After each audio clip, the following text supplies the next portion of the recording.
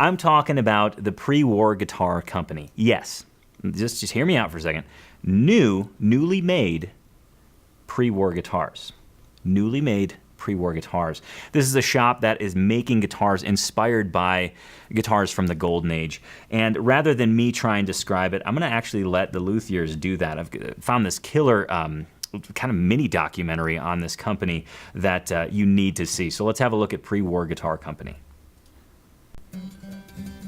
Anybody who makes fretted instruments are looking for the sound of the golden age of instruments, and that's really what these things are. This is what everything is measured to.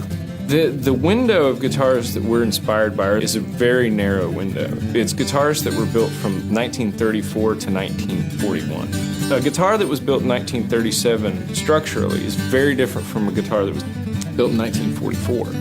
They're loud, they're very present, they have a robust tone, and that little window of guitars and the way that they were constructed, there's magic in there. I think what we're trying to do is we're trying to almost conjure that. We've had a couple really superb instruments in, and the opportunity to get a 3060-28 that's sitting there in pieces, that doesn't come along every day, and when it does, I mean, that's what made us say, hey, wait, we gotta really figure out what's going on here.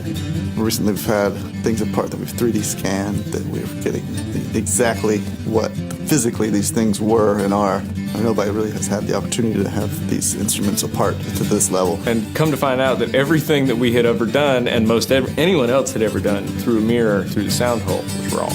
People who own pre-war real authentic guitars from the 1930s that are worth more than a house, they take them on the road and they might need an adjustment or whatever. They don't have truss rods, or they're just finicky. They're like an old car that you have to keep fixing.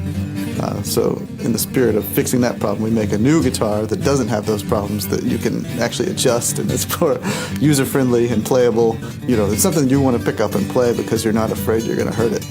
The idea is to take this like visceral magic that vintage guitars had and conjure that in an instrument that you can actually just go buy. There's a balance between the precision of them and the artistry, and I think that we've figured out a lot of where the sound of that comes out. The technology helps you get to the spirit, but you can't use technology to recreate it. You have to build it like they did, and you have to use technology to bring it back to that sound. That's a company that I want guitar geeks, one and all, to be aware of. I've seen Molly Tuttle play their instruments, Billy Strings. I've also seen the fellow from Mandolin Orange, and his name is escaping me right now.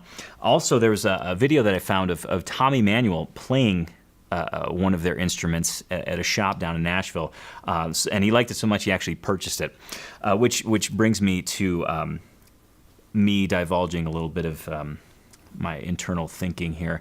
I'm real close to ordering one of those. I'm real close. I haven't gone there yet, but I'm real close. So I'll of course keep you posted on that.